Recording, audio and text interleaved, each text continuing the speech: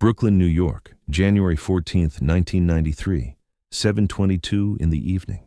Tupac Shakur was sitting alone in the waiting room of Flatbush Audio on Flatbush Avenue, with a yellow legal pad on his knee and a pen moving fast, the way it always moved when something had been building in him for a few days, and finally needed somewhere to go. He was 21 years old. His navy pea coat was still damp at the shoulders from the snow outside, and the wool cap on his head was pulled low, and the only sound in the room was the heat coming through the vent in the ceiling and the scratch of the pen on the page.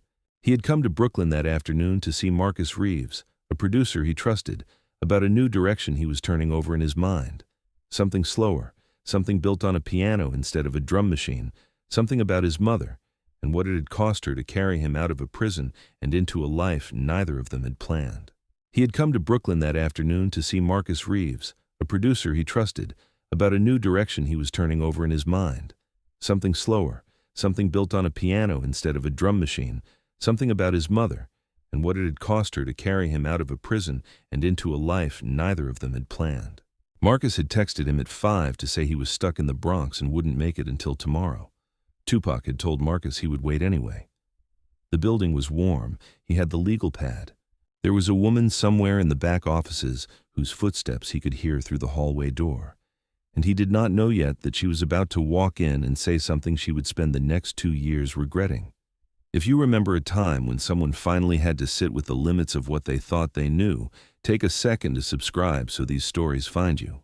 What happened inside Studio B on that January night in Brooklyn, almost no one has ever told. The woman's name was Vera Hastings. She was 52 years old and had been the assistant managing director of Flatbush Audio since 1986.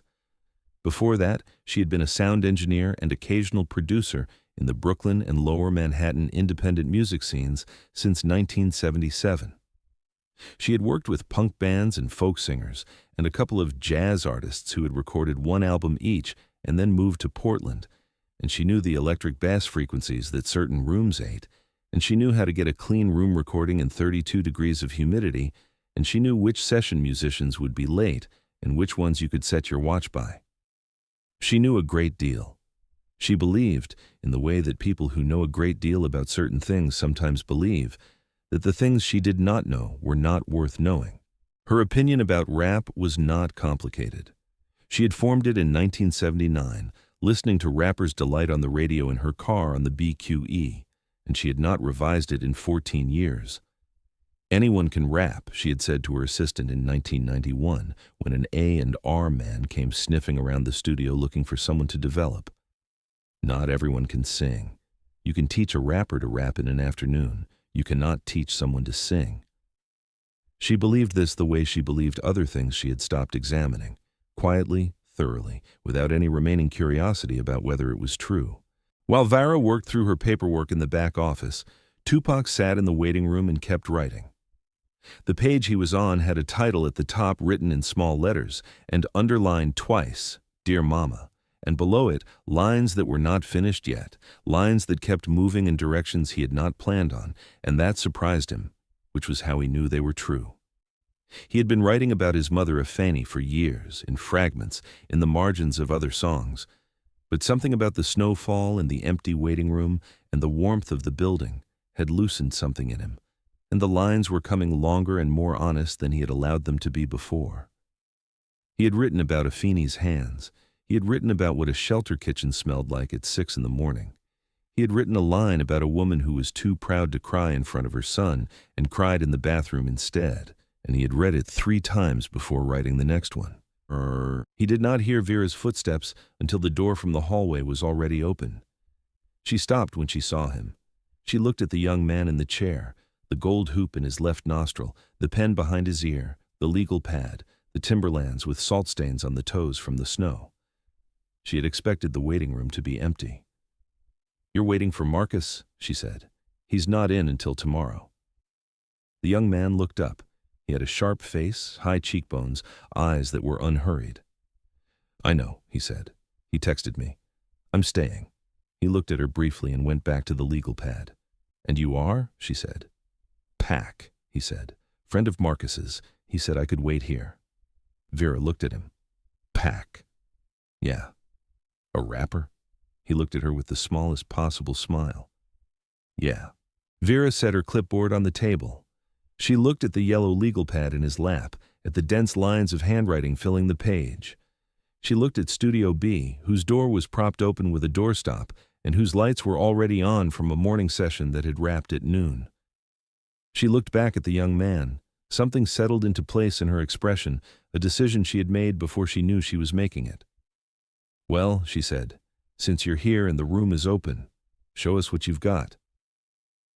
I've heard every kind of rapper that walks through that door. Honestly curious how you'd hold up in a proper room. It was not a kind invitation. There was a challenge in it, and a dismissal folded inside the challenge, and Tupac heard both of them clearly. He looked at her for a long moment. He looked at the legal pad.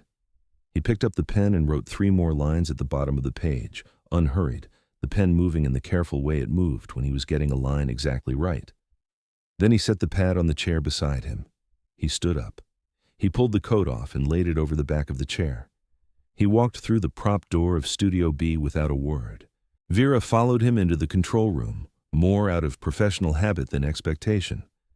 She sat in front of the board she knew as well as her own hands and watched through the glass as Tupac stood in the live room and looked around at the equipment with the eye of a man getting the measure of a room. There was one microphone in the center, a Neumann U-87 on a tall stand, left over from the morning session. He walked to it. He adjusted the height without being asked, with the practiced movement of a man who had done it many times before.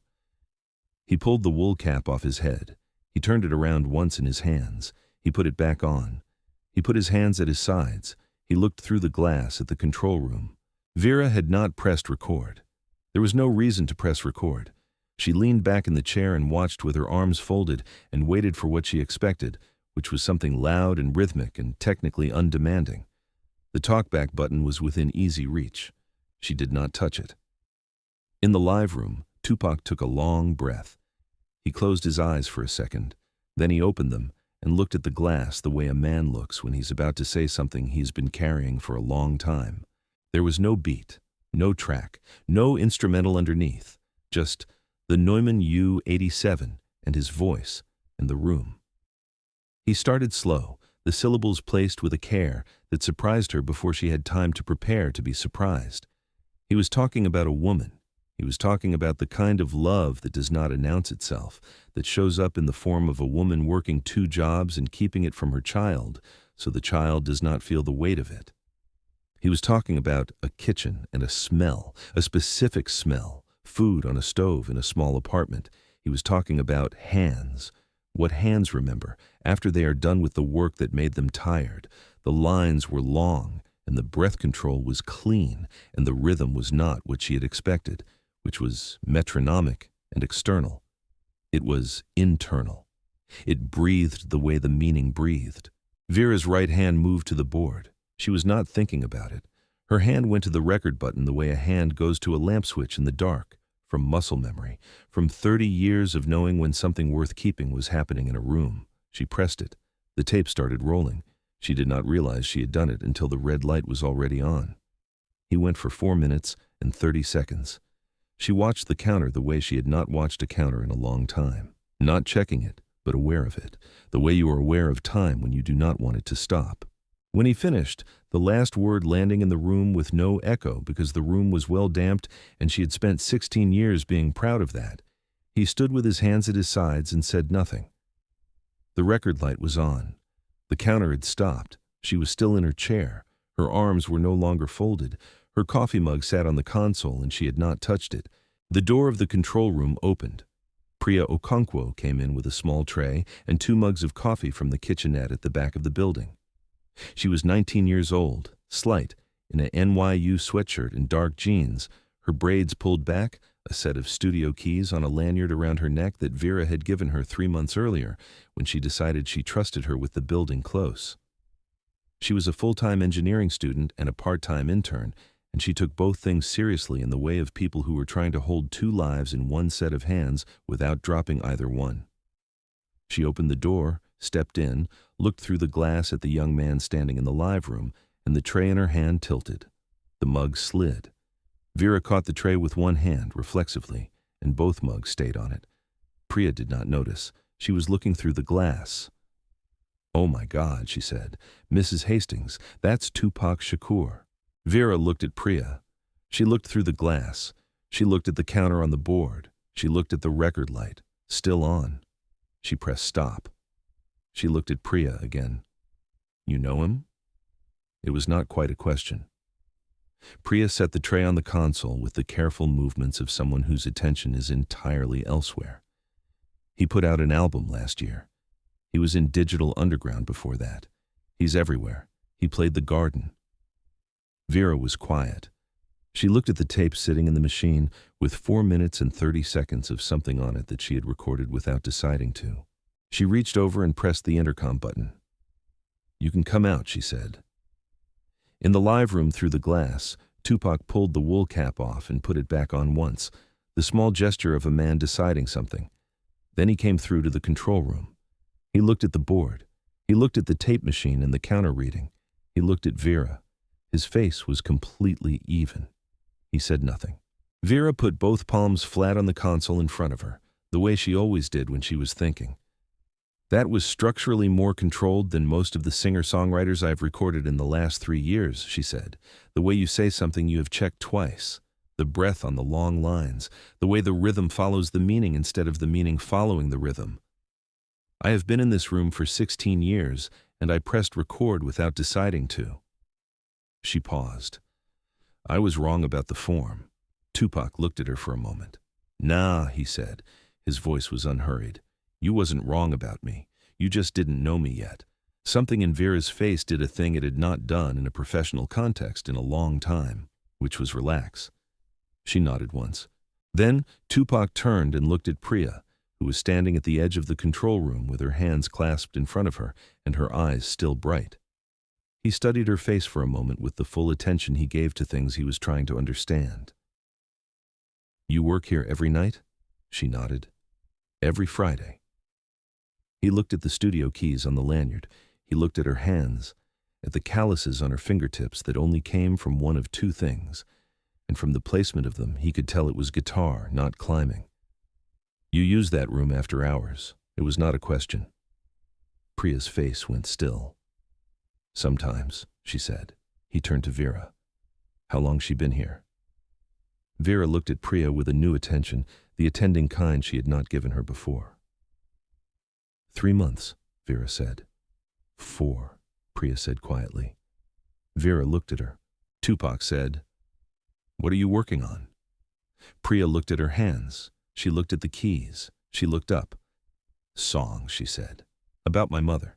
She doesn't want me here. She wants me to be an engineer." Tupac was quiet for a moment. He looked at her with complete steadiness. "Write that," he said. "Exactly what you just said. Not the songs. The sentence. Write the sentence. That's the first song right there."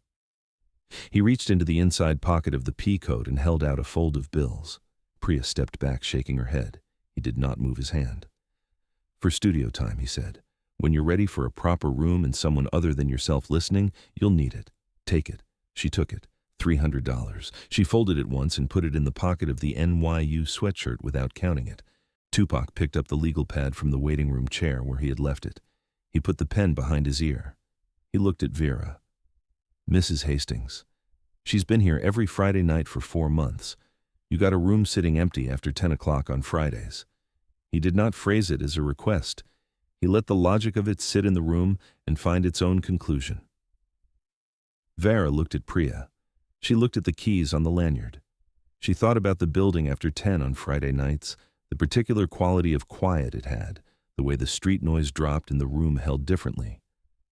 She thought about herself at 22 in a studio in the village in 1963, borrowing time no one had officially given her, making something on a machine that was not hers to use, learning what she could not have learned any other way. "Fridays," she said, "after 10. B-room. Do not touch the Neve console." Tupac put the coat on. He looked at the tape in the machine. He looked at Vera. "Whatever's on that tape, you keep it," he said. "Play it when you need to remember what a room sounds like when something real is happening in it." He picked up the legal pad. He went out through the control room door, through the waiting room, and through the front door of Flatbush Audio into the snow, still coming down on Flatbush Avenue, falling past the lit windows of the bodega across the street and the laundromat next to it, and the dark window of the pawn shop that had been closed since November. Priya came back to the studio every Friday after 10 for the next 8 months. She came in through the side entrance Vera had given her a key to, made coffee in the kitchenette, turned on the equipment in B room with the sequence she had memorized from watching the engineers work, and put on headphones and worked. Vera did not come in on Friday nights. She had made that decision deliberately. She left Priya the building and did not check what was being made in it, the way you leave something alone when you finally understand that your presence is not the same as your help. In the summer of 1993, Vera came in on a Saturday morning to find a rough mix CD on the console in B room with a post-it on it. 4 songs. The post-it said only, "Let me know." Vera made herself coffee, carried it back to the control room, and sat in the chair she had sat in for 16 years, the one with the torn armrest she had never gotten around to replacing. She put the CD in and listened to all 4 songs on studio monitors at the level she liked, which was louder than most people preferred. She did not move. The first song was called "She Doesn't Want Me Here." When it was over, she sat with her palms flat on the console, and the room was quiet for a long time. She went to her desk, found the card of a recording engineer she had known since 1985, a man named George who worked in Williamsburg and had better ears than almost anyone she trusted with a mix, and she wrote his name and number on a fresh post-it. She walked back to B room and stuck the post-it on the console next to the CD. Under his name she wrote, "Call him. Tell him I sent you." She looked at the note for a moment. Then she turned out the light in B room and went home, and she did not tell anyone she had done it, not then and not afterward. Priya Okonkwo released a 7-song album in the spring of 1995 through a small Brooklyn independent label. She was 21 years old. The album was called "The Room After 10." The first song was "She Doesn't Want Me Here."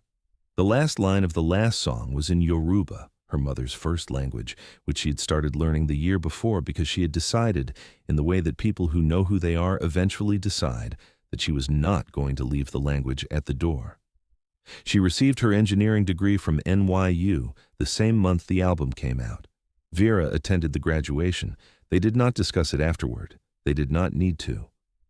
On the upper left corner of the Neve console in Studio B at Flatbush Audio on Flatbush Avenue in Brooklyn, there was a post-it note in Vera Hastings's handwriting. The adhesive had long since given out, and someone had taped it down with a strip of brown packing tape to keep it from being lost. The ink had faded from years of studio lighting, but if you leaned in close enough, you could still read it. Friday after 10. P. Okonkwo, do not schedule. And on the console next to it, propped against the monitor, was the yellow legal pad Tupac had left behind that January night. 3 pages of his handwriting, "Dear Mama" underlined twice at the top, the rest of the lines still there, still unfinished, still waiting for him to come back for them. Nobody moved it, not Priya, not George, not Vera. If this story reached something in you about a room someone finally opened a door to, take a moment to subscribe and share it with somebody who needed that door once. Tap that thumbs up for more untold stories about the human being behind the legend, and tell us in the comments, who opened a door for you that they didn't have to open? Ring the bell so the next story finds you when it's ready.